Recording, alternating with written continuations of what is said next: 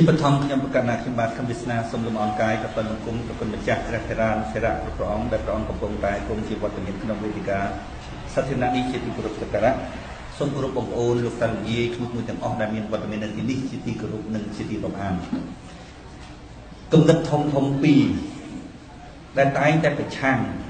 ហើយវាមានលក្ខណៈខ្លាំងក្លានៅពេលដែលខ្ញុំព្រួយផ្ដើមបង្កើតគណៈបកសម្ព័ន្ធដើម្បីប្រជាធិបតេយ្យនេះឡើងទី1គំនិតរបស់ប្រជាពលរដ្ឋគាត់គិតថាយើងគឺជាគណៈបកអាយ៉ងរបស់រដ្ឋាភិបាលដោយមានការលៀបពណ៌ឬការឲ្យតម្រុយពីក្រុមគណៈបកប្រឆាំងផងនិងដោយសារការដែលប្រជាពលរដ្ឋគាត់យល់ថាវាមានគណៈបកប្រឆាំងមួយហើយបើយើងបង្កើតគណៈបកប្រឆាំងមួយមកទៀតវាមិនសមទំនងទេដូច្នេះមានអ្វីក្រៅអំពីគណៈបកអាយ៉ងនោះទេនេះគឺជាគំនិតទី1ដែលប្រឆាំងជាមួយនឹងចលនានៃគណៈបកសម្ព័ន្ធដើម្បីប្រជាធិបតេយ្យដល់គំនិតទី2មានប្រជាពលរដ្ឋខ្លះមិនតិចប៉ុន្មានទេដែលគាត់បានស្ដាប់ការរិះគន់របស់ខ្ញុំការវែកញែករបស់ខ្ញុំអំពីរដ្ឋាភិបាលគាត់ស្ដាប់ទៅហាក់បីដូចជាមិនមែនគណៈបកអាយ៉ងទេប៉ុន្តែពេលដែលគាត់ដឹងថាយើងមិនមែនគណៈបកអាយ៉ងវាមានគំនិតមួយទៀតថោកឡើងក្នុងដួងចិត្តរបស់គាត់និយាយថាបើវាមិនមែនអាយ៉ងទេហើយវាប្រឆាំងដូចគ្នាហើយអ្វីបានជាវាមិនចូលជាមួយនឹងគ្នាទៅវាមិនចូលជាមួយនឹងគណៈបកប្រឆាំងដើម្បីប្រឆាំងរួមជាមួយនឹងរដ្ឋាភិបាលនិងតម្រង់ទៅហើយអ្វីបានចាំបង្កើតគណៈបកថ្មីនេះគឺជាគំនិតធំពីរដែលជាឧបសគ្គក្នុងការពង្រីកនៅមនោគមវិជ្ជាឬអត្តចរិតសារជាតិរបស់ LDP ឲ្យប្រជាពលរដ្ឋបានយល់ពេលដែលខ្ញុំចេញមកព្រាមគឺគំនិតធំពីរនេះចេញមករុញច្រានចលនារបស់យើងឲ្យដើរខុសផ្លូវប៉ុន្តែសម្រាប់ចិត្តរបស់ខ្ញុំក្នុងនាមជាអ្នកជួយក្នុងនាមជាអ្នកដែលនាំផ្លូវឬជាអ្នកដឹកនាំគេខ្ញុំស្គាល់ផ្លូវច្បាស់ណាស់ខ្ញុំយល់ថាមនុស្សទាំងបូងទាំងបាយដែលកំពុងតែគិតខុសពីខ្ញុំគិតនោះគឺជាមនុស្សដែលមានគំនិតរាក់ជាងខ្ញុំគាត់យល់មិនដល់ខ្ញុំទេខ្ញុំមកឈរនៅលើទីលាននយោបាយខ្ញុំមិនមែនមករកសេចក្តីស្រឡាញ់ពីប្រជាពលរដ្ឋទេខ្ញុំមកនាំប្រជាពលរដ្ឋពីកន្លែងដែលគាត់ខុសទៅកន្លែងដែលខ្ញុំយល់ថាវាត្រឹមត្រូវខ្ញុំគ្មានរងសម្ពាធរបស់ប្រជាពលរដ្ឋរឿងគាត់បោះឆ្នោតឲ្យឬមិនបោះឆ្នោតឲ្យនោះទេចិត្តរបស់ខ្ញុំគឺមានតែមួយគត់ឃើញប្រជាពលរដ្ឋខុសខ្ញុំចង់នាំគាត់ពីកន្លែងខុសទៅកន្លែងត្រូវបើក្នុងករណីដែលខ្ញុំនាំទៅមិនបានក៏មិនមែនសត្វលឹកឆ្នោតឬការគ្រប់គ្រងរបស់គាត់ជាសម្ពាធមកដល់ចលនារបស់ខ្ញុំឲ្យខ្ញុំនឹងបំបែកទិសដៅទៅតាមគាត់ដើម្បីឲ្យប្រជាពលរដ្ឋគ្រប់គ្រងនោះឡើយខ្ញុំរស់នៅរួចផុតពីសម្ពាធរបស់អ្នកដទៃអ្វីៗទាំងអស់ក្នុងការធ្វើគឺស្ថិតនៅក្រោមការគ្រប់គ្រងរបស់មនសិការរបស់ខ្ញុំបើមនសិការរបស់ខ្ញុំប្រាប់ថាផ្លូវនឹងគឺជាផ្លូវត្រឹមត្រូវហើយទោះបីជាអ្នកដទៃគេថាយ៉ាងម៉េចក៏ដោយខ្ញុំដើរយ៉ាងរំភើយខ្លាចបំផុតគឺខ្លាចការវិភាគខុសក៏ប៉ុន្តែបើសិនជាយើងគិតចុះគិតឡើងគិតចុះគិតឡើងដដែលទៀងទាត់ឃើញថាត្រឹមត្រូវហើយខ្ញុំមិនលុបនៅក្រោមសម្ពាធរបស់អ្នកដទៃឡើយដែលព្រះសម្មាសម្ពុទ្ធលោកសម្ដែងថាគឺជាបុគ្គលដែលលុបនៅក្រោមអំណាចលោកធម៌8យ៉ាងជាមនុស្សធម្មតាលើសពីធម្មតាទៅទៀតរកបានគប់គូកលើផែនដីជាមនុស្សដែលឲ្យតែធ្វើការងារមួយភ័យខ្លាចគេថារងសម្ពាធពីអ្នកដទៃមនុស្សបែបហ្នឹងបងប្អូនមិនស័ក្តិសមជាអ្នកដឹកនាំឬអ្នកនាំផ្លូវគេឡើយដូចលីគាត់យូគាត់និយាយថាគាត់ឈានជើងចូលក្នុងទីលាននយោបាយមិនមែនមករកការស្រឡាញ់ពីប្រជាពលរដ្ឋឡើយមកដឹកនាំប្រជាពលរដ្ឋពីកន្លែងខុសឲ្យទៅកន្លែងត្រូវបើក្នុងករណីដែលយើងដឹកមិនបានគឺយើងអត់ដឹកសុខចិត្តឲ្យគេមិនគ្រប់គ្រងយើងចុះបើគេគ្រប់គ្រងយើងគឺគ្រប់គ្រងអាផ្លូវត្រូវមិនមែនគ្រាន់តែដើម្បីឲ្យបានការគ្រប់គ្រងពីប្រជាពលរដ្ឋសុខចិត្តទម្លាក់នៅអ្វីដែលខ្លួនយល់ថាត្រឹមត្រូវរួចហើយធ្វើតាមប្រជាពលរដ្ឋដើម្បីឲ្យបានការគ្រប់គ្រងនោះគឺជារឿងផលប្រយោជន៍របស់ខ្លួនសុទ្ធសាធ បើគិតដល់រឿងគេមិនអាចទម្លាក់អ្វីដែលយើងយល់ថាត្រឹមត្រូវសម្រាប់ប្រជាពលរដ្ឋឬសម្រាប់ជាដំណោះស្រាយសម្រាប់ប្រទេសជាតិរួចហើយទទួលយកនៅការគ្រប់គ្រងមួយដែលយើងយល់ថាគឺជាផ្លូវខុសពេលដែលខ្ញុំចេញមកព្រៀងគំនិតពីរនេះវាយបំបាក់ឬបំវែផ្លូវចលនាគណៈបកសម្ព័ន្ធដើម្បីប្រជាធិបតេយ្យទី1គេយល់ថាយើងគឺជាគណៈបកអាយ៉ងទី2គេយល់ថាយើងជាគណៈបកប្រឆាំងក៏ប៉ុន្តែហេតុអ្វីបើបានជាមានគណៈបកប្រឆាំងមួយហើយមិនក៏មិនរួបរวมគ្នាទៅហេតុអ្វីក៏ចាប់ដើមគណៈបកប្រឆាំងមួយទៀតមនុស្សទូទៅប្រជាប្រដ្ឋសាមញ្ញទូទៅគិតតែអញ្ចឹងក៏ប៉ុន្តែខ្ញុំច្បាស់លាស់ក្នុងចិត្តរបស់ខ្ញុំណាស់ច្បាស់លាស់ទី1គឺច្បាស់លាស់ថាយើងមិនមែនជាអាយ៉ងរបស់រដ្ឋាភិបាលទេបុណ្យលក្ខណៈជាគណៈបកប្រឆាំងក្នុងចិត្តរបស់ខ្ញុំមើលឃើញយ៉ាងច្បាស់នៅការដឹកនាំរបស់រដ្ឋាភិបាលមួយតែដាច់ខាតមិនអាចផ្ដល់សេចក្តីសុខដល់ប្រជាពលរដ្ឋទេកុំសំបីតែប្រមុខរាជរដ្ឋាភិបាលគ្មានឆន្ទៈសូម្បីតែមានឆន្ទៈក៏គាត់មិនអាចធ្វើបានដែរទី1ទាក់ទងជាមួយនឹងសមត្ថភាពរបស់គាត់ភ្នែកបញ្ញារបស់គាត់មិនអាចមើលឃើញថាតើស្រុកនឹងត្រូវដោះស្រាយយ៉ាងម៉េចឲ្យបានច្បាស់លាស់ឡើយគាត់រៀនបានតិចណាស់គាត់មិនមានសមត្ថភាពមានបញ្ញាគ្រប់គ្រាន់ទេគាត់អាចត្រឹមតែចុះទៅតាមមូលដ្ឋានបើកម៉ូតូដឹកពងទាកូនដឹកពងទាអាំងនឹងដើម្បីឲ្យគេឃើញថាគាត់សាមញ្ញអូសយកសម្លេងឆ្នោតរបស់ប្រជាពលរដ្ឋគាត់បានត្រឹមតែចុះទៅមូលដ្ឋានហ្នឹងយកអានេះមួយទៅធ្វើឪខ្វាយចឹងទៅដើម្បីឲ្យប្រជាពលរដ្ឋដទៃទៀតហ្នឹងញ័រតាមចង់ធ្វើឪធម៌របស់សម្ដេចឯកដែរចឹងទៅដើម្បីយកប្រជាប្រិយភាពអីចឹងទៅបើឲ្យគាត់មើលឃើញឲ្យជ្រៅថាស្រុកហ្នឹងត្រូវដកអាម៉េចចឹងណាអត់មានសមត្ថភាពឡើយប៉ុន្តែឧទាហរណ៍ថាបើគាត់ហ្នឹងណាគាត់មានឆន្ទៈក្នុងការដកបងប្អូនណាធនធានមនុស្សដែលគាត់រើសមកហ្នឹងដូចកណោខ្មោចមកទាំងមន្ត្រីរាជការទាំងមេភូមិ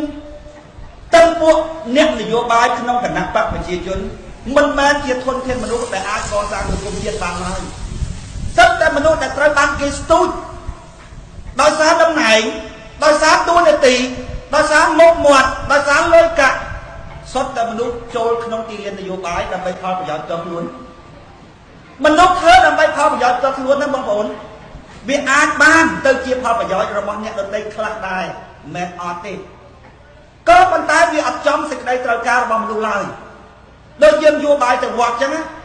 ដើម្បីឡើងឋានសួគ៌ចឹងណាវាបានអ្នកដទៃស៊ីខ្លះដែរបងប្អូនក៏ប៉ុន្តែវាអត់ចំសេចក្តីត្រូវការទេព្រះសង្ឃលោកនៅក្នុងវត្តតែ3 4អង្គយកចង្ហាន់ទៅចាក់ចោលឲ្យគោនៅកន្លែងនោះព្រះសង្ឃនៅកន្លែងនោះលោកបានឆាន់ខ្លះដែរក៏ប៉ុន្តែវាអត់ចំសេចក្តីត្រូវការអ្នកក្រនៅពេញភូមិ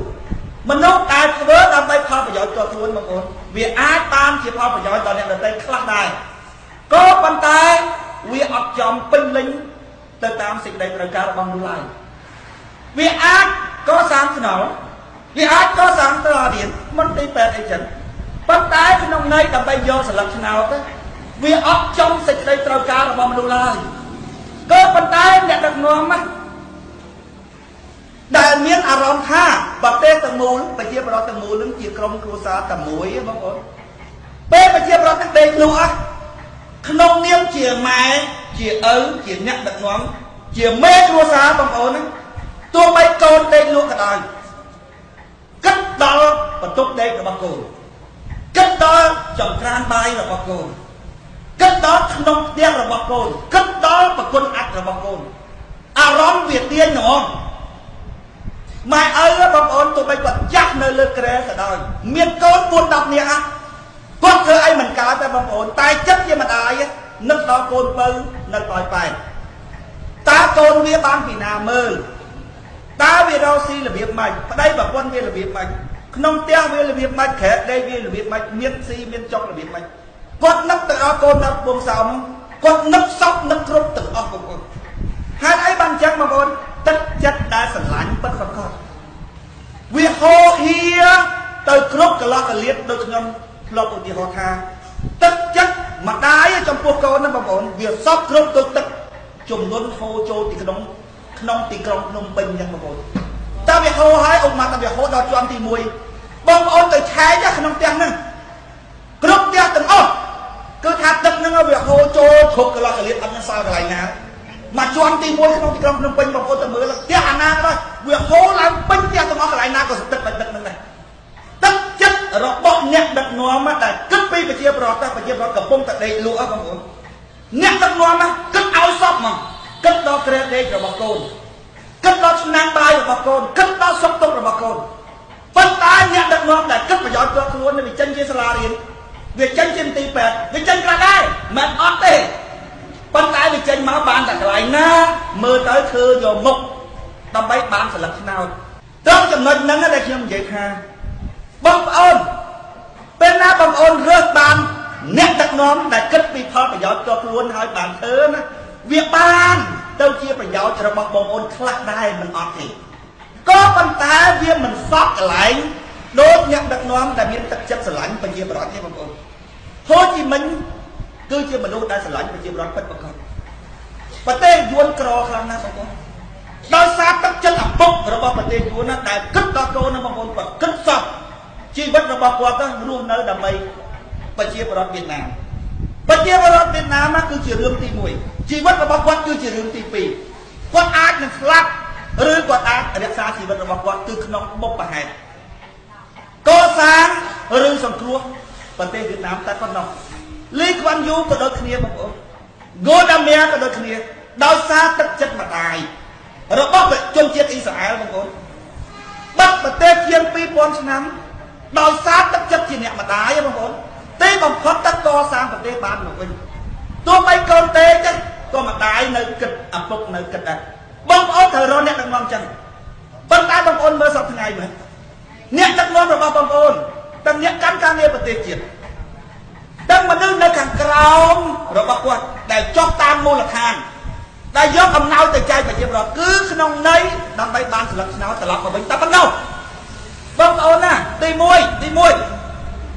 việc ấp khô tới khục lại việc ấp trong xịt đây trời ca việc ấp bằng pin khúc xịt đây trời ca là bằng một lúc không thành công đi pi việc mình bán chỉ riêng tại khu ở group số pi pro cái thơ đầm bay khuôn kia nè việc nhẹ là ngóng mơ khơi thành nít cứ chỉ ẩm nào bắt ta nhẹ lát mơ khơi thành nít cứ chỉ nổi cái thơ đầm bay khuôn kia thì mình nông miên mình nhẹ xịt cá nó bông ônเพราะแต่มันเนี่ยสการนั่งหายแต่มันโดนดังทางบอมโอนไอประกาศโยกนี่มันการเตะเม้งเธอกับรถจ้าไม่ตั้งดังเราบอกเยอะเนี่ยเดินเตะมันกลัวโยกเตะแต่โยกเราบอกเนี่ยเดินเตะที่หาขันลุยหากไอ้บางอย่างดังมันเนี่ยสการเชี่ยมนุษย์มันเนี่ยสการเชี่ยมนุษย์รักเยิงค่ะมนุษย์ในเธอดำไปกับย้อนตัวครุนบอกเกมมันกลัวไอเอากับรถเตะตัวไปกับเธอทั้งน้องก็ได้สลาเรียนก็ได้มันตีแปดก็ได้บางคนเคยเกมมันเลิกแล้วเขาเตะเมียนใต้จะนักปักเกเตะแต่บ้านก่อสร้างจะเอาเกียงเกอานักคือคนมาเลิกอย่างนั้นเต้มวยเวียมมันโจเป็นลิงแต่รถสิได้ตระการออกมามันนุ่งเล่าเต้ไปเวียมมันแม่เรื่องแต่กูเอากระโดดเล่าเกเธอทำไมครวนเกเต้บางคนเรื่องบ้านแต่เนี้ยนักนอนบ้านนั้นอ่ะบ้านประเทศบางคนสบายภูมิไหมเนื้อแต่กรอหากไอ้บ้านจะบางคนเรื่องบ้านเบนักนอนแบบนั้นมอบมีไปเทียบรักไม้กดงงวัดโยธาเกนั้นเกสลันก็เกจกดักเปิงตีโกนนั่นนะเปิงตีอังตาลวดได้นั่นนะได้ความแต่จกนั่งอ่องกับเรียกปรับรวมประเภทนั่งอ่องหอบเมินตลาดนั่งอ่องประมาณเมินตลาดได้ความมาเรียบจอมสันตะวันกันปัจเจียบรถโดนละงงคล้ายกูเอาอัพรอบอกยืมวัดโยธาเกสลันก็เกสามันปีบะรูนเนยจุ่มวยมันนึงละงงนะบางคนการสำหรับจัดเหตุการณ์ระบอกว่าก็วิจัยอัติพลระบอกviệc chắc ở tuyệt vời từ đó mình được đại kỳ dung, group mình đâu từng ôm đại vua cá khảo cá đặc biệt là bậc quật, dây luôn thằng ma cảnh nặng bậc và chỉ luôn từng ôm, tôi bên trong mua là than cái nông nghiệp Việt Nam còn hỏi, có năm mấy pháo bây giờ cho luôn không có bây giờ nào, tây môi việc ăn bằng pin, sắp xịt đây từ cá là bằng lục, tây bên cái thơ làm bay luôn kê tê, mình nhẹ xịt cá chỉ mình lục đạp tham mình cu ao còn lục lại, bây giờ xí bằng ổn cái mình bao dương tì cái tờ đó xí cái lụa xài mà cái lô man mà cái lô đẹp con គេប្រាប់ថាគេរស់ស៊ីអាហ្នឹងគេមិនបោកទេយើងមិនគួរឲ្យស្អប់គេទេពីព្រោះគេប្រាប់យើងថាគេរស់ស៊ី1គីឡូគេលក់ 5,000 គេអត់មានបោកយើងទេគេថ្លឹង1គីឡូឲ្យយើងមកគេយកលុយយើង 5,000 ទៅ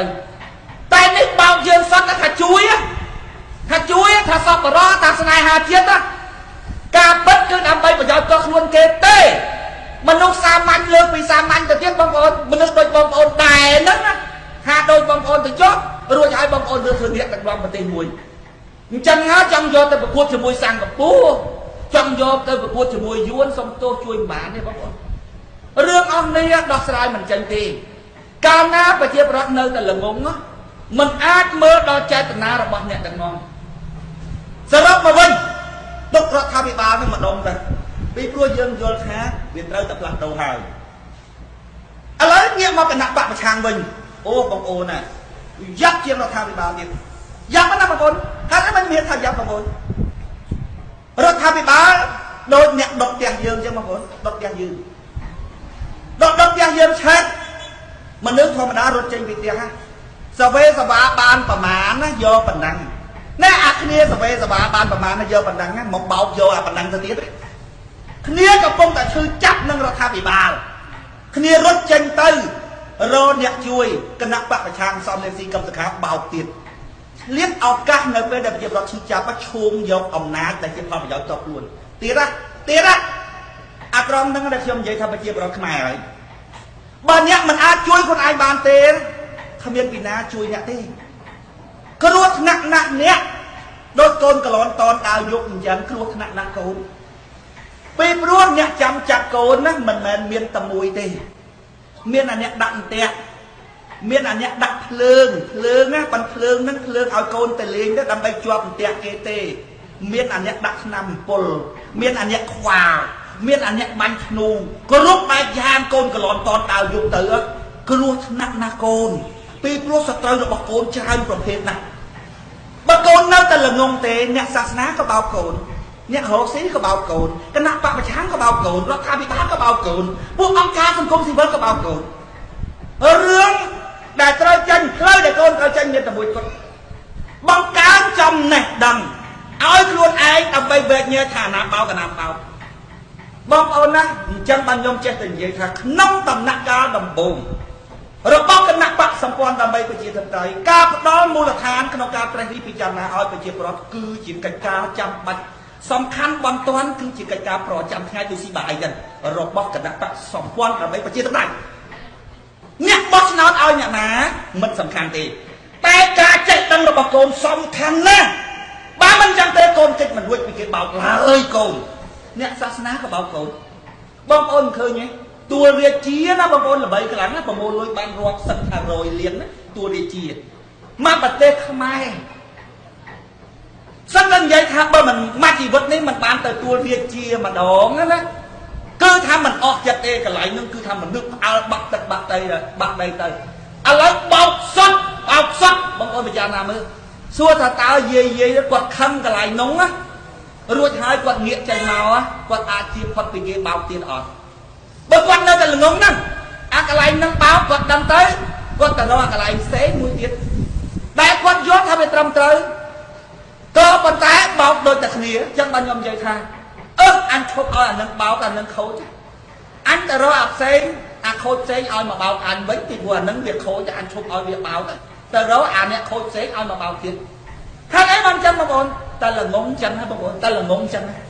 ក៏ហុកនៅទីណាភ្លៀងនៅទីណាលើផែនដីក៏ត្រូវហូរមកប្រហុកនឹងដែរបងប្អូនឃើញទឹកឯងនៅប្រទេសចិនហ្នឹងហូរឯងហូរតាមទន្លេមេគង្គហូរទៅរកសមុទ្រទៅឃើញឲ្យតែកន្លែងណាល្ងងគេមកបោកអស់មកពិភពលោកមកបោកទាំងអស់មនុស្សក្នុងព្រៃអាម៉ាហ្សូនបបាក់ទៅចិត្តងាប់គ្មានផ្លូវទៅបងប្អូនបិណ្ឌកន្លែងនោះសបោរ៉ែមាសរ៉ែពេជ្ររ៉ែអីនៅនោះហើយប្រជាប្រដ្ឋនៅនោះល្ងងថាចិនក៏ដោយយួនក៏ដោយខ្មែរថាអ្នកណាក៏ដោយឲ្យតែឆ្លាតអឺរ៉ុបក៏ដោយថាស្វងគ្នាទៅបោកពួកព្រៃអាម៉ាហ្សូននឹងទាំងអស់ហូរទៅរកកន្លែងនោះតើឃើញហេតុអីបាននៅកន្លែងនោះបានហូរទៅកន្លែងនោះតើឃើញថាមនុស្សល្ងងនៅកន្លែងនោះអាត្រង់ចំណុចនឹងហើយដែលខ្ញុំនិយាយថាកិច្ចការបន្ទាន់សំខាន់ចាំបានដូចស៊ីបាយរាល់ថ្ងៃហ្នឹងមនុស្សស៊ីបាយរាល់ថ្ងៃកិច្ចការប ប្រចាំថ្ងៃរាល់ថ្ងៃរបស់សម្ព័ន្ធដើម្បីប្រជាធិបតេយ្យមិនមែនអូទាញឲ្យប្រជាប្រដ្ឋបោះឆ្នោតអស់អាណាទេបោះអស់អាណាសំខាន់ទេកូនសំខាន់គឺកូនចេះសំខាន់គឺកូនចេះអាត្រង់ហ្នឹងដែលអ្នកមិនយល់គាត់និយាយថាទៅអាណត្តិក្រោយអាចតាំងតែបោះឆ្នោតឲ្យឯងហើយខ្ញុំថាអើយអញចង់ឲ្យធ្លាក់ថ្លើមនេះរឿងក្នុងចិត្តយើងបងប្អូនរឿងក្នុងចិត្តយើងចង់ឲ្យគាត់ចេះឥឡូវគាត់អត់ទាន់ចេះផងគាត់នៅតែល្ងើដល់ពេលគាត់ឃើញយើងនិយាយប្រាំងគាត់ថាប្រហែលយើងចង់បានស្លឹកឆ្នោតគាត់និយាយថាមិនបាច់ស្ដាប់ទេទៅអាណត្តិក្រោយជួយបោះឆ្នោតឲ្យឯងបើទៅឲ្យជួយបោះឆ្នោតឲ្យឯងគាត់នៅប្រភ្លឺទៅឯងរឿងរបស់យើងចង់ឲ្យគាត់ចេះបងប្អូនចង់ឲ្យគាត់ចេះគាត់មើលចិត្តយើងមិនយល់គាត់ថាគាត់យល់ហើយគឺហែងមកហ្នឹងខំប្រឹងស្រែកចង់បានស្លឹកឆ្នោតអញ្ចឹងអាណត្តិក្រោយអាចនឹងបោះឆ្នោតឲ្យឯងហើយបងប្អូនអើយនិយាយភាសាខ្មែរគាត់ក៏ខ្មែរឯងក៏ខ្មែរនិយាយភាសាខ្មែរស្ដាប់គ្នាមិនបានហើយស្ដាប់មិនបានមិនមែនស្ដាប់ល្មមស្ដាប់មិនបានក្នុងរយៈពេលណាមួយណាស្ដាប់មិនបានមកជីវិតតលាគ្នាបងស្ដាប់មិនបានជួនកាលប្តីហើយប្រពន្ធទៀតជួនកាលម៉ែហើយកូនទៀតស្ដាប់គ្នាមិនបានស្ដាប់តតលាជាតិគ្នាតែហ្មងណាបងប្អូនបោកឆ្នាំហ្នឹងតែនឹងហើយដែលប្រពន្ធលោកហៅថាអកតេខ្ញុំមើលមកគណៈបពប្រឆាំងបងប្អូនសាហាវជាងរដ្ឋាភិបាលទៅទៀតពីព្រោះបងប្អូនឆែកផ្ទះរួចហើយសល់មកប្រវិចរត់មកហ្នឹងវាឃើញមកប្រវិចហ្នឹងវាមកបោកអាមកប្រវិចហ្នឹងទៀតណាបងប្អូនអាត្រង់ហ្នឹងដែលខ្ញុំនិយាយថាមិនអាចចូលជាមួយនឹងគណៈបកប្រឆាំងបានទេអញ្ចឹងបានខ្ញុំចិត្តតាទាយឬនិយាយថាប្រមាលគណៈបកប្រឆាំងហ្នឹងវាមិនដែលខុសសោះហេតុអីបានមិនដែលខុសសោះពីព្រោះខ្ញុំស្គាល់ពីដំណើររបស់ធម្មជាតិដូចសំរៀងស៊ីកម្មសខាខ្ញុំនិយាយបន្តិចតាមពិតខ្ញុំទាយដំណើររបស់គាត់នឹងច្រើនណាស់ហើយតែខ្ញុំទាយខ្ញុំយកបន្តិចជាឧទាហរណ៍ដែលខ្ញុំទាយខ្ញុំថាទាយចោះក៏ប៉ុន្តែទាយគេហៅស្មានណាស្មានដូចគេកន្លងខ្លាឃ្លោកចឹងយើងស្មានដល់ពេលប្រមាលគឺបោកហេតុបោកផលទៅគឺហាក់ឃើញចឹងហ្មងអាហ្នឹងគេហៅប្រមាលមើលអ្នកដឹកនាំក្រៅពីទឹកចិត្តគឺតើជាមនុស្សចេះប្រមាលខ្ញុំថាសំរៀងស៊ីកម្មសខាបដកម្មវាយឲ្យទាត់តែងាប់វាយអញទាត់តែងាប់ហើយចាំមើលក៏អញនៅតែថាអាគណៈបកពីរហ្នឹងអាពីរអ្នកហ្នឹងដឹងតែចូលរដ្ឋសភាមក100%អង្គការសង្គមស៊ីវិលវាមិនដែលថាបងប្អូនខ្ញុំថាចាំមើលបដកម្មវាយទាត់តែងាប់ហើយចាំមើល100%ដឹងតែចូលរដ្ឋសភាហើយតែខ្ញុំដឹងបងប្អូនខ្ញុំយល់ពីដំណើរសច្ចៈរបស់មនុស្សដល់ពេលវាចូលទៅអូគេទៅថតជាមួយលោកយុរដ្ឋមន្ត្រីហ៊ុនសែនស៊ីបាយជុំគ្នាខ្ញុំថាចាំមើលអញវាយទាត់តែងាប់បន្តិចទៅឆ្លោះគ្នាអញវាយទាត់តែងាប់ក៏អញនៅថាចឹងវាយទាត់តែងាប់ក៏អញនៅឆ្លោះថាចឹងដែរហើយចាំមើលបន្តិចទៅឆ្លោះគ្នាហេតុអីបងប្អូនស្គាល់អំពីអត្តចរិតឧទាហរណ៍ថាយើងទៅបម្រើព្រះសម្មាសម្ពុទ្ធអញ្ចឹងការពិតណាចិត្តយើងដែលស្រឡាញ់ព្រះសម្មាសម្ពុទ្ធគោរពព្រះសម្មាសម្ពុទ្ធយើងស្ទើរតែនឹងប្រើពាក្យថាយើងបម្រើព្រះសម្មាសម្ពុទ្ធដោយឥតដាក់លក្ខខណ្ឌហេតុអីបានជាយើងនិយាយថាដោយឥតដាក់លក្ខខណ្ឌពីព្រោះយើងដឹងច្បាស់ថាមនុស្សដែលមានចិត្តដោយព្រះសម្មាសម្ពុទ្ធនឹងជាសន្តានមនុស្សល្អដែលមិនអាចកែប្រែទៅជាអាក្រក់បានដល់ពេលអញ្ចឹងយើងប្រើពាក្យថាខ្ញុំមកបម្រើព្រះសម្មាសម្ពុទ្ធដោយឥតលក្ខខណ្ឌការពិតក្នុងចិត្តរបស់យើងគឺមានលក្ខខណ្ឌថាម៉េចដែរលក្ខខណ្ឌថាបើព្រះសម្មាសម្ពុទ្ធនៅតែជាព្រះសម្មាសម្ពុទ្ធនេះបើលក្ខខណ្ឌបើព្រះសម្មាសម្ពុទ្ធនៅតែជាព្រះសម្មាសម្ពុទ្ធមិនខ្លាយខ្លួនទៅជាចោរមិនខ្លាយខ្លួនទៅជាទេវទត្តបើព្រះអង្គនៅតែជាព្រះសម្មាសម្ពុទ្ធខ្ញុំនៅតែបម្រើព្រះអង្គជារៀងរហូតប៉ុន្តែបើព្រះសម្មាសម្ពុទ្ធបែរទៅជាចោរវិញបែរទៅជាទេវទត្តវិញខ្ញុំឈប់ហើយខ្ញុំឈប់បម្រើហើយអានឹងគេហៅមានលក្ខខណ្ឌណាលក្ខខណ្ឌរបស់យើងគឺថាបម្រើតែក្នុងករណីដែលព្រះសម្មាសម្ពុទ្ធជាព្រះសម្មាសម្ពុទ្ធទេប៉ុន្តែគ្រាន់តែនិយាយក្នុងចិត្តរបស់យើងច្បាស់លាស់ថាមនុស្សដោយព្រះសម្មាសម្ពុទ្ធនឹងកែមិនចេញទេមិនអាចទៅជាទេវទត្តបានទេមនុស្សតាមយ៉ាងផ្សេងខ្ញុំដឹងណាបងប្អូនកែមិនចេញទេបងប្អូនកែឆ្កែឲ្យឈប់ស៊ីអាចមិនឆ្កែបងប្អូនតាំងពីទូចឹងសឹងថាវាមិនដែលឃើញអាចអាមិនផងគេចិញ្ចឹមវាដាក់លើពូកនឹងខិតបឺតវត្តវាស្អីតាំងពីវានៅក្មេងមិនដែលឃើញអាចផងបងប្អូន4-10ឆ្នាំហើយស្រាប់អាណាជុកអាចទៅវាស៊ីអាចដែរបងប្អូនមិនដែលឃើញអាចផងតាមពីទូញ៉ាសារជាតិឆ្កែគឺស៊ីអាចចឹងស្រាប់តែកូនហ្នឹងវាភ្លេចវាជុះអាចវាមិនជុះដាក់ក្នុងប្រគុណកូនយើងវាទូយកវាជុះកដាលផ្ទះអាឆ្ ឆ្កែតាំងពីតូចមកតែស្គាល់អាចផងគាត់ទៅហឹកស៊ីហ្មងឆ្កែវាស៊ីអាចអញ្ចឹងបងប្អូនសារជាតិរបស់វាគឺអញ្ចឹងនេះអាចស្គាល់សារជាតិហ្នឹងដែលខ្ញុំនិយាយថាចេះវិភាគសច្ចធម៌ណាខ្ញុំគ្រាន់តែឃើញសំរងស៊ីជាមួយនឹងលោកយុគរដ្ឋមន្ត្រីហ៊ុនសែនអង្គុយក្បែរគ្នាឬថត selfie ខ្ញុំថាវ័យតតងាប់ក៏ឆ្លោះគ្នាវិញដែរចរិតលោកយុគរដ្ឋមន្ត្រីហ៊ុនសែនជាមួយសំរងស៊ីអត់ត្រូវគ្នាទេមន់ហើយទានៅមួយគ្នាមិនកើតទេអាមួយលេងទឹកអាមួយនៅលើគោកអាមួយដេកលើទ្រើងអាមួយដេកដីវ័យងាប់ក៏អាចដើរជាមួយគ្នាបានដែរចរិតលោកនាយករដ្ឋមន្ត្រីហ៊ុនសែននិងចរិតលោកសំរងស៊ីមិនអាចនៅជាមួយគ្នាបានទេវ័យគាត់តែងាប់ក៏មិនអាចនៅជាមួយគ្នាបានដែរយើងស្គាល់ពីសច្ចធម៌អញ្ចឹងបានខ្ញុំនិយាយថាអញ្ចឹងមើលចូលទៅនឹងវ័យគាត់តែងាប់ណាតោពីអ្នកហ្នឹងណាឆ្លោះគ្នាវិញដែរសំរងស៊ីឈប់រិះគន់រដ្ឋាភិបាលតន់តែឆ្កែស៊ុបស៊ីអាចខ្ញុំនិយាយចឹងបងប្អូនអញ្ចឹងបានគេនិយាយថាលោកខំវាសនាឯងប្រឆាំងដោយគណៈបកប្រឆាំងដែរហេតុអីបានមិនចូលគ្នាខ្ញុំថាខ្ញុំស្គាល់អត្តចរិតរបស់សំរងស៊ីច្បាស់ណាស់សំរងស៊ីមិនមែនប្រឆាំងទេនេះសំរងស៊ីកឹមសុខាឬគណៈបកសង្គ្រោះជាតិទាំងមូលធ្វើនយោបាយតាំងពីដើមមកគ្មានគោលការណ៍អ្វីទេបងប្អូនគ្មានទេបងប្អូនអត់មានគោលការណ៍ស្អីទេគោលការណ៍របស់គាត់តែធំជាងគេគឺដើម្បីប្រយោជន៍គាត់ខ្លួនអាហ្នឹងដែលដូរឯងអត់ដែលដូរអាហ្នឹងជាប់ហ្មងគាត់ទៅឥណ្ឌូនេស៊ីគាត់ថាត្រូវធ្វើប្រទេសដូចឥណ្ឌូនេស៊ីគាត់ទៅម៉ាឡេស៊ីគាត់ថាត្រូវធ្វើប្រទេសដូចម៉ាឡេស៊ីគាត់ទៅអារ៉ាប់គាត់ថាយើងត្រូវធ្វើបដិវត្តពណ៌ដូចអារ៉ាប់គាត់ទៅអ៊ុយក្រែនគាត់ថាត្រូវធ្វើដូចអ៊ុយក្រែនគេសួរខ្ញុំអ្នកកសែតគេសួរខ្ញុំគេថាលោកនិយាយថាស្រុកខ្មែរត្រូវធ្វើបដិវត្តផ្នត់គំនិតប៉ុន្តែលោកសំរងស៊ីគាត់និយាយថាស្រុកខ្មែរត្រូវធ្វើបដិវត្តពណ៌តើលោកបញ្យល់អំពីគំនិតទាំងពីរហ្នឹងខុសគ្នាយ៉ាងម៉េចខ្ញុំថាទី1គំនិតរបស់ខ្ញុំថាគំនិតរបស់ខ្ញុំមកអត់ប្រែប្រួលទេបងប្អូនតាំងពីខ្ញុំនៅក្នុងគណៈបកសំស៊ីខ្ញុំមិនដែលប្រែប្រួលទេខ្ញុំថាបើរៀននឹងនៅតែល្ងងទេបងប្អូនវ័យទន់តែងាប់ក៏ដោយបងប្អូនគឺស្រុកហ្នឹងអត់រីចម្រើនទេមិនអាណាមកបោកទេតែអ្នកសាសនាគ្នាឯងហ្នឹងបោកអាអ្នកលក់ដូរក្បែរខាងហ្នឹងបោកអាអ្នកនយោបាយហ្នឹងបោកអង្គការសង្គមស៊ីវិលហ្នឹងបោករដ្ឋាភិបាលហ្នឹងបោកមិនអាណាមកបោកទេបោកតែគ្នាឯងហើយចាំមើលដូច្នេះការងារជាបន្ទាន់ត្រូវបញ្យល់ប្រជាពលរដ្ឋឲ្យមានចំណេះដឹងខ្ញុំយល់ថាអញ្ចឹងតាំងពីនៅក្នុងគណៈបកសំស៊ីបងប្អូនខ្ញុំមិនអាចប្រែទេអានឹងគេហៅទស្សនវិស័យអានឹងខ្ញុំនិយាយពីបដិវត្តផ្នត់គំនិតរបស់ខ្ញុំថានេះគឺជាគោលការណ៍ខ្ញុំយល់ថាអញ្ចឹងហើយការយល់ហ្នឹងអត់មានប្រែប្រួលទេដូចគូដាមៀគាត់និយាយថាជនជាតិរបស់យើងទោះបីជាយើងឆ្លាតជាងគេក្នុងពិភពលោកក៏ដោយជនជាតិយើងឆ្លាតណាទៅនៅប្រទេសណាក៏ធ្វើជាអ្នកមានធ្វើតកែគេក៏ប៉ុន្តែជនជាតិរបស់យើងមិនអាចខ្លាយទៅជាជនជាតិមួយថ្លៃថ្នូរបានទេកាលណាជនជាតិរបស់យើងគ្មានប្រទេសផ្ទាល់ខ្លួនរបស់យើងអត់មានប្រទេសជនជាតិមួយហ្នឹង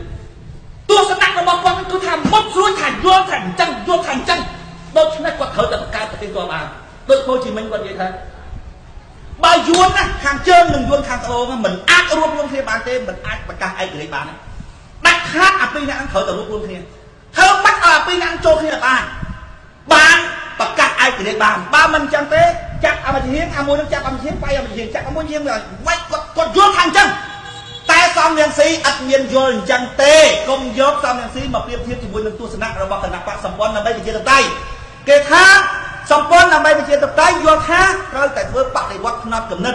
តែសំរងស៊ីគាត់យល់ថាត្រូវធ្វើបដិវត្តពណ៌ខ្ញុំថាសំរងស៊ីគាត់គ្មានយល់អីទេកុំមកថាសំរងស៊ីយល់អញ្ចឹងបើយល់អញ្ចឹងគឺថាយល់អញ្ចឹងធ្វើតែអញ្ចឹងដោយអាសួនសេរីរដ្ឋាវានិយាយថាស្រុកខ្មែរមិនអាចធ្វើគណៈបកនយោបាយបានទេបោះឆ្នោត100ដងទៀតក៏មិនឈ្នះលោកនាយករដ្ឋមន្ត្រីហ៊ុនសែនប្រឡំតមកដូច្នេះត្រូវតែធ្វើបដិវត្តត្រូវតែធ្វើបាតកម្មបំផុសឈាមវាយល់ថាអញ្ចឹងស្រាប់តែឥឡូវវាមកបង្កើតគណៈបកធ្វើកមើមើចឹងបានខ្ញុំថាអាចចំគួតនេះគឺឈួតមើមិនជាទេវាអត់មានទស្សនៈមួយដែលយល់ថាអញ្ចឹងណាបងប្អូនយល់ថាវាអញ្ចឹងអ្នកនយោបាយក៏យល់មិនគឺយល់ថាអញ្ចឹងហ្មងបងប្អូនដូចលេខវ៉ាន់យូគេស្រែកថាស្រុកគាត់ទៅត្រូវធ្វើប្រជាធិបតេយ្យលេខវ៉ាន់យូគាត់ថាអត់ទេស្រុកគាត់ទៅគឺត្រូវតែដាច់ការប៉ុន្តែគាត់ថាដាច់ការនេះគឺប្រជាធិបតេយ្យហើយប៉ុន្តែប្រជាធិបតេយ្យសម្រាប់ប្រទេសគាត់ថាអាណាធ្វើច្រើនស្លឹកឆ្នោតច្រើនជាងគេប្រជាធិបតេយ្យស្រុកគាត់អត់មានម្នាក់មួយស្លឹកទេដូចថាទៅឈួតស្រូវអញ្ចឹងណាឈួតស្រូវចូលគ្នាម៉ៅគេមក1ហិកតា$200ដល់ពេលយើងឈប់ យើងម្នាក់ឯងឈុតបាន200កដាប់ហើយគេម្នាក់ឈុតបានតែ20កដាប់ដល់ពេលបានលុយមកចែកស្មើគ្នាលីគាត់យូរថាអត់អញ្ចឹងទេប្រជាធិបតេយ្យស្រុកគាត់អត់អញ្ចឹងទេអាណាធ្វើច្រើនស្លឹកថ្នោតច្រើនគាត់ថាអញធ្វើច្រើនជាងគេដូចច្រើនជាងគេមកធំពីព្រោះអីពីព្រោះអញធ្វើច្រើនជាងគេអានេះប្រជាធិបតេយ្យអាស៊ីដល់ពេលចុះគាត់ចាប់ដើមពុកហ្មងគាត់ថាពលរដ្ឋចន្ទពូត្រូវការវិន័យធំជាងប្រជាធិបតេយ្យធំជាងសិទ្ធិសេរីភាពហើយគ្មានសក់ក្រហមអីទេហើយគ្មានក្បាលពូធំអីទេហើយគ្មានមកជក់បរិយផឹកស្រាយទេគេថាសេរីភាពរបស់គេតាគេចង់អឹកធូបគេចង់ជក់បរិយគេចង់ស៊ីស្ករគ្រាប់គេចង់មានសេរីភាពរបស់គេសក់ក្រហមសក់អីសិទ្ធិសេរីភាពរបស់គេតាលេងបានយកគាត់និយាយថាអរទេប្រទេសសិង្ហបុរីត្រូវការវិន័យធំជាងសេរីភាពអីទាំងអស់គាត់យល់ថាអញ្ចឹងបងប្អូនទីបំផុតណានិយាយពីពលរដ្ឋសិង្ហបុរីត្រង់ជើងភ្លឹងបងប្អូនឃើញទីបំផុតទេគេថាប្រទេសសិង្ហបុរីដ៏តូចមួយហ្នឹងបងប្អូនធំជាងកោះត្រល់យើងបន្តិចណាហើយធនធានធម្មជាតិក្នុងដីទៅទេស្ញិញរត់តែទឹកសុទ្ធផឹកបានបងទឹកសាបហមបានបងទិញទឹកសាបពីប្រទេសម៉ាឡេស៊ីមកទេក៏ប៉ុន្តែគេចាត់ទុកថាគឺជាអឺរ៉ុបមួយក្នុងទ្វីបអាស៊ីហេតុអីបងប្អូនអ្នកដឹកនាំដែលមានចិត្តស្រឡាញ់ប្រជាពលរដ្ឋប្រកបប្រកបជាមួយនឹងទស្សនវិស័យភ្លឺថ្លាគាត់ថាគាត់ចូលក្នុងទីលាននយោបាយមិនមែនមករកសេចក្តីស្រឡាញ់ទេគឺមកនាំប្រជាពលរដ្ឋពីកន្លែងដែលយល់ខុសឲ្យទៅកន្លែងដែលយល់ត្រូវបើមិនទៅតាមខ្ញុំទេខ្ញុំសុខចិត្តមិនបានធ្វើនាយករដ្ឋមន្ត្រីឬមិនបានធ្វើប្រធានាធិបតីក៏ឲ្យទៅចុះក៏បានដែរខ្ញុំអត់ចង់ធ្វើទេបើឲ្យខ្ញុំធ្វើក៏ធ្វើតាមកំណត់របស់ខ្ញុំទីបំផុតទៅបងប្អូនសិង្ហបុរីក្លាយទៅជាអឺរ៉ុបនៅក្នុងទ្វីបអាស៊ីក្នុងជំនាន់តាយើងនិយាយថាតាយើងល្បីស្រុកខ្មែរយើងវាស្រឡាញ់តាយើងបោកចៅខ្លួនឯងតាយើងបោកតកូនខ្លួនឯងចាចែកស្រងចែកមកកូនបោកតារៀនខ្លួនឯងរឿងអីតែមានរួចអ្នកដឹកនាំដែលស្រឡាញ់ប្រជាពលរដ្ឋពិតប្រាកដណាបងប្អូនគាត់និយាយថាម៉េចទៅគឺនិយាយអញ្ចឹងបងប្អូនពួកគាត់យល់ថាទៅតាមផ្លូវគាត់ហ្នឹងវាបានរីកចម្រើនដល់ពេលសំរងស៊ីគាត់មានយល់អញ្ចឹងឯណាបងប្អូនគេថាលោកខំវាសនាឯងយល់ថាស្រុកខ្មែរត្រូវធ្វើបដិវត្តផ្នែកគណិតតែសំរងស៊ីគាត់យល់ថាត្រូវធ្វើបដិវត្តពណ៌ខ្ញុំថាខ្ញុំយល់ថាត្រូវធ្វើបដិវត្តផ្នែកគណិតគឺជាការយល់ពិតប្រាកដយល់អញ្ចឹងជាទស្សនវិស័យរបស់ខ្ញុំយល់ថាអញ្ចឹងរួចហើយខ្ញុំបានធ្វើការងារបម្រើទស្សនៈរបស់ខ្ញុំគេថាខំវាសនាបានតែនិយាយបានកាយខ្ញុំថានិយាយហ្នឹងគឺបម្រើទស្សនៈណាទស្សនៈរបស់ខ្ញុំគឺថាពង្រៀនវាឲ្យចេះហើយតែពង្រៀនវាឲ្យចេះបើពង្រៀនវាមិនចេះទេគឺវាហ្នឹងណាបើមិនអ្នកនយោបាយបោកទេអ្នកសាសនាបោកបើអ្នកសាសនាបោកអ្នករស់ស៊ីក្បែរផ្ទះជុំវិញហ្នឹងបោកក៏តែងាប់ខ្ញុំយល់ថាចឹងដូច្នេះ8 10ឆ្នាំមកដល់ឥឡូវបងប្អូនគាត់តែចេញមុខអានឹងចេញមុខបកកើតគណៈបក10ឆ្នាំការពិតតែសម្លេងរបស់ខ្ញុំណាតាំងពី2ឆ្នាំមុនខ្ញុំបើកគណៈបក2006ខ្ញុំតាំងពី2004បងប្អូនខ្ញុំចេញនិយាយតែរឿងកែផ្នត់ពលិករបស់ប្រជាពលរដ្ឋ2ដល់10ឆ្នាំមុនប៉ុន្តែជាផ្លូវការបើកគណៈបករត់ដល់ឥឡូវ10ឆ្នាំគឺធ្វើតែការងារដែលបម្រើការយល់របស់ខ្ញុំគឺយល់ថាប្រជាពលរដ្ឋខ្មែរត្រូវតែដូរផ្នត់គំនិតជាតិឲ្យខាតចឹងបានរាល់ថ្ងៃនិយាយគឺរឿងផ្ដោតការយល់ដឹងដល់ប្រជាពលរដ្ឋរឿងស្លឹកឆ្នោតហើយចង់ទៅបោះឆ្នោតអាងាប់ណាទៅបោះអត់ដែលរវល់ទេបើឯងបោះយកអញទៅបង្ហើឯងអញអាណិតឯងបង្ហើម្ដងទៀតអត់មានរឿងឯងមកបោះឆ្នោតឲ្យអញបានធ្វើធំទេឲ្យចង់បោះឆ្នោតអាងាប់ណាបោះទៅអញដែលរវល់ទេអញឈ្នះខ្លួនឯងហើយមកដាក់សម្ពាធលើអញបានទេអញមិនសេរីពុះថោកទៀតធ្វើនយោបាយចង់បានប្រយោជន៍ចុះខ្លួនទេហើយទៅបោះអាងាប់ណាបោះទៅហើយមកលិនទូអញថាបងអើយខ្ញុំបោះឆ្នោតហ្នឹងដើម្បីយកបងទៅធ្វើការងារបម្រើខ្ញុំពីព្រោះខ្ញុំមើលឃើញថាវាអត់មានពីណាជួយខ្ញុំបានអូខេទៅជួយឲ្យទៀតទៅបើឯងយល់ថាអញហ្នឹងបោះឆ្នោតឲ្យបានធ្វើធំទៅរកគេទៀតទៅអូនទៅរកគេទៀតទៅសុំទោសឈ្នះខ្លួនឯងដល់ពេលសំរងស៊ីវិញគេថាសំរងស៊ីយល់ថាស្រុកខ្មែរត្រូវធ្វើបដិវត្តពណ៌ខ្ញុំថាអត់ទេសំរងស៊ីមិនមែនយល់អញ្ចឹងទេវាចេះតែថាទេវានៅក្រៅស្រុកហ្នឹងណាវាភ័យខ្លាចគេឈប់គិតដល់វាដល់អញ្ចឹងវាចេះតែថាមួយម៉ាត់ពីរម៉ាត់ឲ្យរដ្ឋាភិបាលក្តៅដើម្បីគេចុះកសែតវាដើម្បីចូលស្រុកវិញទេវាគ្មានកំណត់ឯណាទៅគិតថាស្រុកខ្មែរក៏ធ្វើបដិវត្តពណ៌អីទេវាអត់មានគិតអញ្ចឹងទេបងប្អូនច្រឡំវាឲ្យវាមិនមែនជាកំណត់វាមិនមុតស្រួចថាចង់វាទៅឥណ្ឌូនេស៊ីថាដូចឥណ្ឌូនេស៊ីទៅអារ៉ាប់ថាដូចអារ៉ាប់ទៅអ៊ុយក្រែនថាដូចអ៊ុយក្រែនទៅម៉ាឡេថាដូចម៉ាឡេផុតទៅយួនថាគឺដូចយួនដែរទៅចិនថាគឺដូចចិនដែរនោះដំបូងដែរវានិយាយថាវានឹងជាអ្នកប្រជាធិបតេយ្យធ្វើទៅតាមពួក ប្រទេសប្រចាំប្រទេសទេដល់ពេលថ្ងៃមុនវាថាមិនទេវាថាវានៅខាងចិនហ៊ុនសែននៅខាងយួនវាថាចឹងដូច្នេះចិនណាគួរតែជួយគាត់ឲ្យឈ្នះឆ្នោតហើយពួកអីពួកគាត់នៅខាងចិនកាលពីមុនគាត់ថាចិនកុម្មុយនីគាត់នៅខាងអាមេរិកបងប្អូនពិចារណាមើលទៅតាណាក៏ដោយគាត់ប្រែប្រួលតែស្អីដែលមិនដែលប្រែប្រួលគឺថាប្រយោជន៍តខ្លួននិយាយសពគ្រប់បែបយ៉ាងគឺដើម្បីឲ្យអញបានឈ្នះឆ្នោតសំស៊ីចឹងបងប្អូនអញ្ចឹងបានយួនវាកំពុងរកមុខសំស៊ីវាថាបើលោកនាយករដ្ឋមន្ត្រីហ៊ុនសែនដួលទៅណាចាប់សំរងស៊ីក៏បានដែរពួកសំរងស៊ីបងប្អូនឲ្យតែពីណាជួយគាត់ឲ្យបានកាន់ការងារប្រទេសជាតិសំថ្ងៃគាត់ក្តៅលោកនាយករដ្ឋមន្ត្រីហ៊ុនសែនផងឲ្យតែឈ្នះឆ្នោតគាត់ព្រមធ្វើអីសពបែបយ៉ាងទាំងអស់តាមយួនបងប្អូនមនុស្សដើម្បីប្រយោជន៍តខ្លួនណាហ៊ានរួចផ្ទះគេដុតស្ងោរពងន់ខ្លួនឯងណាបងប្អូនមើលឲ្យច្បាស់សំរងស៊ីចង់ធ្វើនាយករដ្ឋមន្ត្រីពេកទេបងប្អូនចាប់អាណាក៏ចាប់តែយួនកំពុងមើលចរិតរបស់មនុស្សឃើញសំរងស៊ីហ្នឹងគឺជាមនុស្សដែលគួរឲ្យទុកចិត្តដែលវាអាចប្រើបានហ្នឹងបងប្អូនមើលច្បាស់អញ្ចឹងបានខ្ញុំនិយាយថាសំរងស៊ីគ្មានគោលការណ៍ក្នុងការអភិវឌ្ឍប្រទេសច្បាស់លាស់ទេអត់ទេបើសំបង្គំសុខាផងនិយាយពីម៉ែអាប៉ិនកាត់ក្បាលទៅហើមួកឥឡូវហ្នឹងណាព្រឹកមិញគេចេញមកថាម៉េចទេគេនឹងយកគំនិតល្អរបស់លោកកែមលីគេសន្យាថាយកគំនិតល្អរបស់លោកកែមលីទៅអភិវឌ្ឍប្រទេសជាតិខ្ញុំឮវានិយាយចឹងបងប្អូនខ្ញុំសឹងតែឲ្យអាចខ្ញុំថានេះថោកជួយតម្រាយថោកធ្វើអ្នកដឹកនាំគេថោកណាស់បងប្អូនកាត់ក្បាលទៅមើលមួកកែមលីនឹងហើយតែថាគណៈបកសង្គ្រោះជាតិនឹងវាមិនកើតទេកម្មសខាមិនកើតទេសំរងស៊ីនឹងផ្ដាច់ការបើសំរងស៊ីកាន់ការងារប្រទេសជាតិនឹងផ្ដាច់ការជាងហ៊ុនសែនគាត់និយាយកែមលីហ្នឹងហើយសំរងស៊ីនឹងអភេទរបស់សំរងស៊ីហ្នឹងយើងវាលៀបពណ៌កែមលីសត្វអាចយ៉ងយួនគេប្រើគណៈបកសម្ព័ន្ធដើម្បីប្រជាធិបតេយ្យដើម្បីបំបែកគណៈបកសង្គ្រោះជាតិដែលជាគណៈបកស្នេហាជាតិឥឡូវមើលទៅឃើញថាគណៈបកសម្ព័ន្ធដើម្បីប្រជាធិបតេយ្យអាយ៉ងយួនមួយហ្នឹងធ្វើការឲ្យគេមិនកើតទេឥឡូវគេចាប់បណ្ឌិតមកហើយធ្វើជាអាយ៉ងដើម្បីបំបែកគណៈបកសង្គ្រោះជាតិអីស្រាប់តែឥឡូវសំរងស៊ីមុនគេប្រហើយអូលោកកែមលីជាវីរៈបរិសខ្មែរជាអ្នកដែលចង់ចូលខាងគណៈបកសង្គ្រោះជាតិបងប្អូនណាខ្ញុំណាដឹងរឿងក្នុងគណៈបកហ្នឹងនិយាយអត់កើតដូចចៅសនដឹងរឿងលោកតាថេនអញ្ចឹងបងប្អូនហើយយកទៅនិយាយប្រាប់គេវាយដាក់សបុកសម្ហោច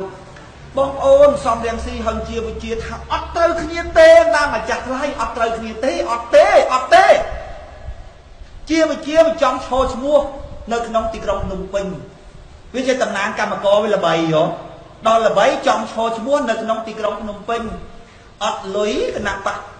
សំរងស៊ីស្អែកឲ្យឯងឈរអត់លុយអានេះគ្រាន់តែចង់បានថាឈ្មោះល្បីគេគិតថាគេឈ្មោះល្បីគេចង់ឈរទៅទេហ្មងស្អែកសំស៊ីឲ្យដល់ពេលអញ្ចឹងនិយាយពីឆ្លោះហើយខ្ញុំនៅក្នុងខ្ញុំដឹងស្រាប់តែលើតែគេបាញ់ជាវិជាផ្លឹបលេងស្រាប់តែមកមុនគេតែហ្មងអីបងប្អូនហើយខ្ញុំថានេះក៏អស់ចាម្ល៉េះបងប្អូនមើលតែចរិតនឹកទៀតដែលគាត់ថាឲ្យកែមលីយ៉ាងម៉េចហ្នឹងឌីលកែមលីគាត់តែយ៉ងអីហ្នឹងស្រាប់តែឥឡូវយើងយកអា status របស់គាត់ដែលគាត់ទៅសេពួក page របស់គាត់ page ផ្លូវការណារបស់គណៈបករបស់គាត់ហ្នឹងអាអ្នកគ្រប់គ្រងគាត់អា page ផ្លូវការហ្នឹងវាធ្លាប់ជេរកែមលីយ៉ាងម៉េចអីឲ្យយកមកផុសវាធ្វើមិនក្តីវាធ្វើមិនដឹងអាណាដឹងអញបោកអាអ្នកមិនដឹងទៀតអាអ្នកស្រែណាចេះមើល Facebook អស់ចាមកបងប្អូនខ្ញុំថាយីអស់នេះវាបោកថាវាបោកតទៅអស់មួយសម្រាប់វាបោកអស់មួយហ្មងគឺថាវាលក់ជីគីមីហ្នឹងវាលក់ចឹងថាឈប់លក់ទៅស្រែប្រជាពលរដ្ឋហ្នឹងរឹងដីអស់ហើយខូចដីអស់ហើយដោយសារជាតិគីមីវាអត់ព្រមវាលក់ទៅអស់មួយហ្មងហើយអស់មួយឬមិនអស់មួយហ្នឹងអស់មួយលឿនឬអស់មួយតិចហ្នឹងអាស្រ័យលើយើងពួកយើងពយល់ប្រជាពលរដ្ឋប្រើជីគីមីខូចតែមិនអីមិនពយល់ទេចឹងបានខ្ញុំថាចាំមើលអាពួកពាក់អាវធំហ្នឹងអាពួកចូលចិត្តកម្រការហ្នឹងហើយចាំមើលប្រជាពលរដ្ឋយល់មានតម្លៃមិនស្មើនឹងសម្រាមផងបងប្អូនចាំមើលតើតាណាសំស៊ីកម្មការគេស្ដោះទៅមាត់ឲ្យចាំបើមិនចឹងបងប្អូនវាយឲ្យតោះតែបាក់ពួកអាកម្រការហ្នឹងឲ្យកើតទៅជាប្រទេសរបស់យើងប្រទេសរបស់ពួកយើងទាំងអស់គ្នាស្មើគ្នាគោរពគ្នាក្នុងនាមជាពូជសាសន៍មួយមនុស្សក្មេងគោរពមនុស្សចាស់អាហ្នឹងប្រពៃណីទំនៀមទម្លាប់មនុស្សមានគុណធម៌តិចគោរពអ្នកមានគុណធម៌ខ្ពស់មិនមែនអាពុកឲ្យលួយឲ្យមិនក៏ដោយសោកគេឲ្យមិនក៏ដោយឲ្យតែបានធ្វើធំរួចហើយមកឲ្យយើងគោរពទេបងប្អូនណាបើសិនណាជាពួកអគណៈបកសង្គ្រោះជាតិនឹងឈ្នះឆ្នោតទៅបងប្អូនព្រំក្រហមខ្ញុំថាខ្លាំងជាងគណៈបកប្រជាជនទៀតណាព្រំក្រហមឥឡូវវាមិនទាន់ឈ្នះឆ្នោតប៉ុណ្ណឹងផងបងប្អូនកន្លែងណាដែលគេរកផ្កាពិតដាក់វាមិនបានណាផ្កាពិតទេបងប្អូន តែការស្រួលស្រួលដាក់បានការកណាត់ក៏អូខេដែរការជាប់ក៏អូខេដែរអីអានេះក៏វាស្រឡាញ់កាយក៏ស្រឡាញ់យ៉ាងហ្នឹងខ្ញុំឆ្ងល់ត្មងបងប្អូនឲ្យចំណៃមន់ពាក់អាវធំណាឲ្យចំណៃមន់ក្បាត់កពាក់អាវធំចុយម្ដាយចូលផ្សារក៏ពាក់អាវធំដែរខ្ញុំថាហែងសម្ដែងចាញ់សម្ដេចអញណាសម្ដេចអញសម្ដែងសំជានងណាទៅលក់បងមន់លក់អីក៏ពាក់មកអាវតំណងណាចុះស្រែចុះអីតំណងមូជើងខោមកទៅនេះណាសម្ដេចខ្ញុំនេះបើឲ្យធ្វើកូនសម្ដេចធំយើងសម្ដេចតាសមណាពូសម្ដេចតាប្រកែអាខាងហ្នឹងដល់ពេលបានកូនមកខ្លាំងជាងសម្ដេចតាទីធ្វើម្ដងណាដល់ពេលសំរៀងស៊ីកម្មសខាគាត់ធ្វើដែរធ្វើអត់តំណងបងប្អូនមើលពួកហ្នឹងមើលធ្វើបោកតារៀសខ្លួនឯងបងប្អូនពិចារណាមើលដូចខ្ញុំនិយាយខាងដើមអញ្ចឹងមនុស្សដែលដើមធ្វើនយោបាយដើម្បីផលប្រយោជន៍តខ្លួនណាបងប្អូនទីមួយខ្ញុំថាថោកទាបណាបងប្អូនហើយហ្នឹងមិនថាថោកទាបពូភូតគេបើអ្នកលក់ដូរវាមកលក់សៅម៉ៅលក់អីវាប្រាប់ថាអញមិនស្នេហាជាតិទេណាអញមិនលក់យកលុយអញវាប្រាប់ត្រង់ដល់ពេលអ្នកនយោបាយវារំចាំតខ្លួនវាថាវាស្នេហាជាតិអញ្ចឹងបានថាទី1ថោកទាបណាដល់ទី2មនុស្សអញ្ចឹងមនុស្សគិតប្រយោជន៍តខ្លួនណាបងប្អូនទោះបីកសាងថ្នល់កសាងសាលារៀនកសាងមន្ទីរពេទ្យអត់ពេញសេចក្តីត្រូវការរបស់មនុស្សទេពីព្រោះវាធ្វើយកតែមុខទេវាអត់ដូចទឹកហូរចូលទីក្រុងទេទឹកចំនួនហូរចូលទីក្រុងណាដូចចិត្តពុកឪពុកម្ដាយចឹងបងប្អូនទោះបីកូននៅទីណាក៏ដោយឪពុកម្ដាយនៅទីណាក៏ដោយគិតឲ្យកូនគិតសពពេញប្រទេសទាំងអស់គិតដល់កូននឹងថាតើមានពីណាមើលចៅមានពីណាមើលស្អីគិតគ្រប់កូនទាំងអស់បងប្អូនអ្នកដឹកនាំដែលគិតគូប្រទេសជាតិតែបងប្អូនគាត់គិតអញ្ចឹងដល់ពេលអញ្ចឹងបងប្អូនដេកចឹងក៏គាត់គិតឲ្យដែរគាត់ត្រូវការបងប្អូនណាតែក្នុងករណីដែលអត់មានការចូលរួមពីបងប្អូនណាធ្វើវាមិនកើតឧទាហរណ៍ថាម៉ែយើងបើគាត់ធ្វើម្នាក់ឯងបានគាត់ធ្វើមកលើកឡើងថាអូអានឹងលើកផ្ទះកូនទៅហៅវាមកកម្លាំងត្រូវការច្រើនបើសំណាជាអត់ត្រូវការកម្លាំងឯងគាត់គិតតែឯងបានណាកូនឯងដើរលេងទៅអញគិតតែឯងអីទេចាំដល់ពេលអញត្រូវការហៅមកទៀតគាត់គិតឲ្យយើងតែមកបងប្អូនអ្នកដឹកនាំដែលគិតគូរពីបញ្ហាប្រទេសជាតិប៉ិនប្រជាប្រដ្ឋខ្មែរបងប្អូនមើលងាយទឹកចិត្តមនុស្សបងប្អូនមើលងាយទឹកចិត្តមនុស្សហេតុអីបានមើលងាយទឹកចិត្តមនុស្សបងប្អូនពីព្រោះគាត់មិនដែលធ្វើល្អជាមួយអាណាដល់ពេលអញ្ចឹងគាត់ដែលដឹងថាគេមើលងាយទឹកចិត្តមនុស្សឈឺចាប់មិនគាត់ដែលដឹងពួកម៉ាជីវិតគាត់ដែលល្អមែនណាផងសូម្បីតែបងប្អូនបង្កើតគាត់លុយ1000រៀលលុយខ្មែរក៏គាត់គិតដែរគាត់ដែលពាល់ត្រូវអារម្មណ៍ដែលមនុស្សគិតប្រយោជន៍អ្នកដទៃណាគាត់ដែលពាល់ត្រូវទេពីព្រោះអីបងប្អូនក្រុមគ្រួសារគាត់លើកខ្វះគ្នាតែ1000រៀលហ្នឹងក៏តាមទាគ្នាដែរដល់ពេលមនុស្សអញ្ចឹងបងប្អូនអត់ខ្លឹង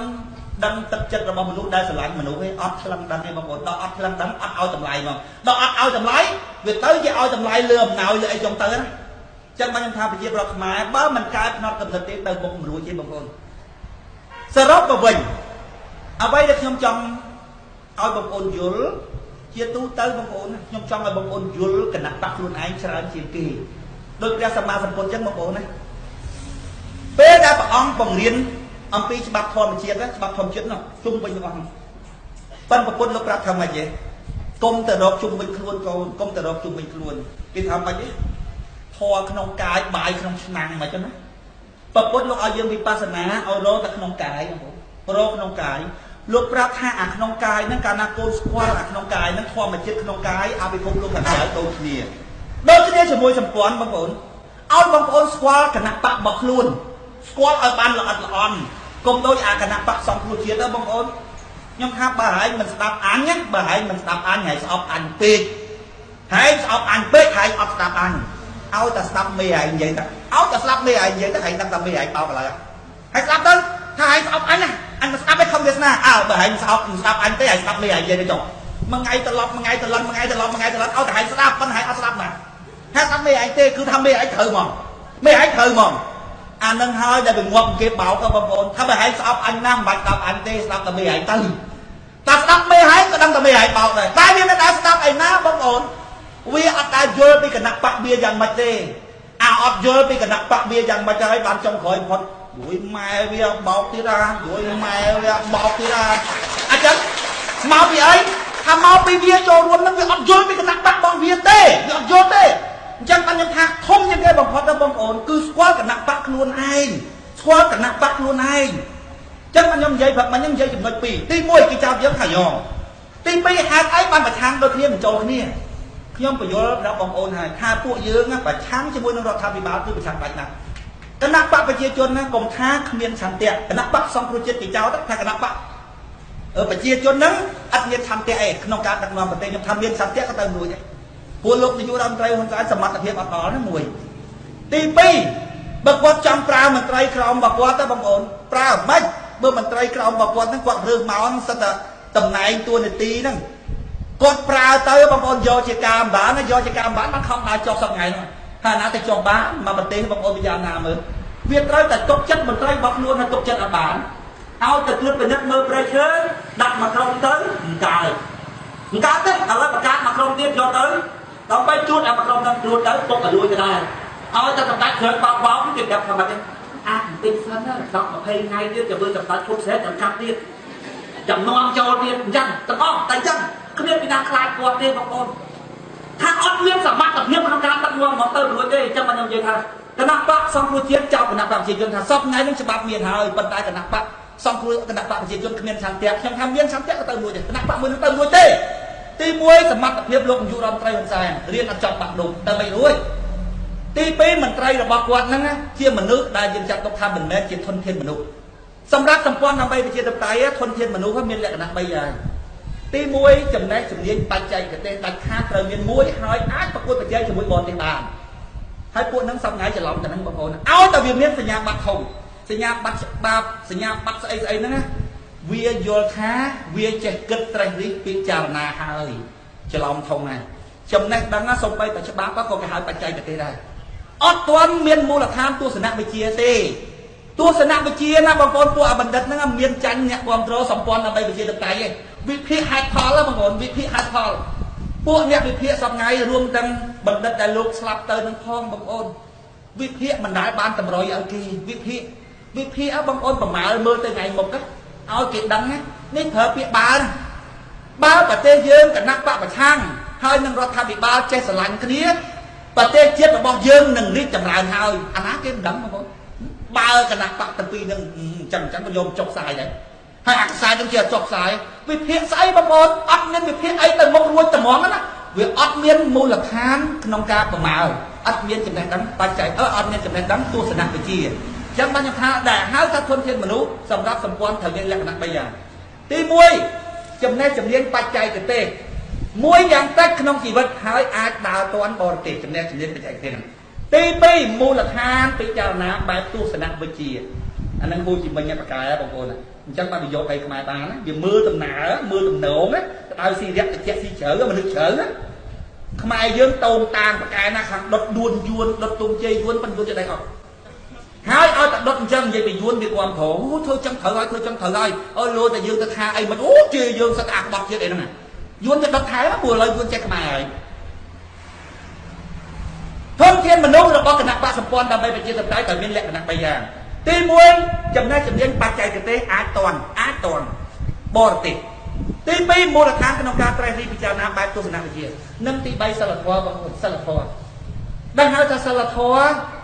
មិនដូចលោកអគ្គបណ្ឌិតបុត្រសវងឯណានោះទេអីចង់ទេបងប្អូនសិល VC 7អីចង់ទេមែនទេខ្ញុំស្មាតថាមិនចង់តជាមួយគាត់ទេនឹកឃើញតែគាត់វាល្ងងណាស់លោកអគ្គល្ងងគាត់មិនខូចគាត់ល្ងងចាំតែកាពីដូចខ្មោចនៅក្នុងកាពីអញ្ចឹងគាត់ហ្នឹងខ្ញុំនឹកឃើញថាគាត់វាល្ងងគាត់មិនខូចទេដូច្នេះជាអនុគ្រោះឲ្យគាត់ទៅនឹងល្ងងអញ្ចឹង